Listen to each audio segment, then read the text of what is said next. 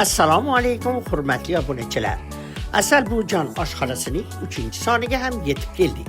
Bugun oshxonamizda mana shunaqa chiroyli, mazali, qovoqli rulet tayyorlaymiz.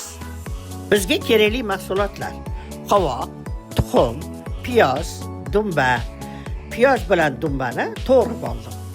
Qaymoq, margarin ham eritib oldim.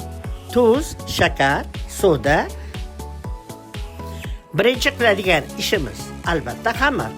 Unga tuz, qaymoq, eritilgan margarin, soda, shakar va 2 tuxumni chaqib, yaxshilab xamir qilib olamiz.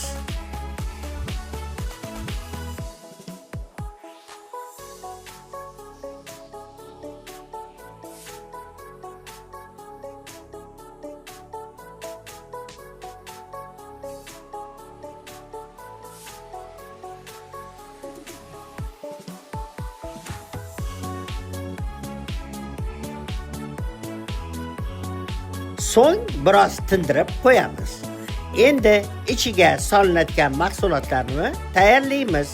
Albatta bizga qirg'ichdan o'tkazilgan qovoq, tuz, shakar, piyoz va dumbani solib aralashtirib olamiz. Endi xamirlarimizni yoyishga o'tamiz.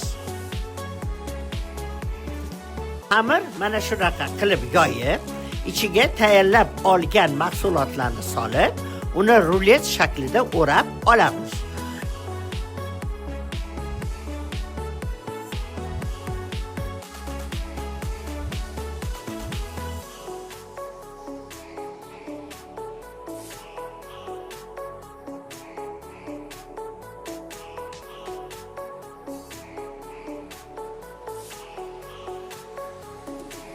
Liskga qo'yamiz.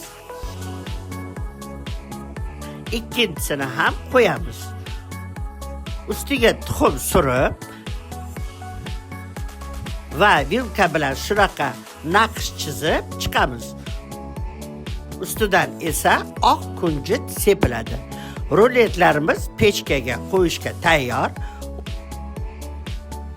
30 daqiqaga pechkaga qo'yamiz.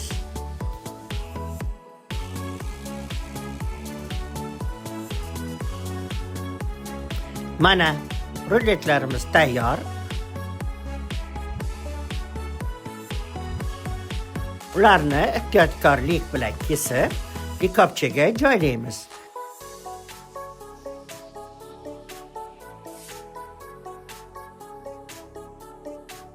Sizlarga yoqimli ishtaha. Asal Bujon oshxonasining 3-soni ham yakunlandi. Taom haqida fikrlaringizni kutamiz.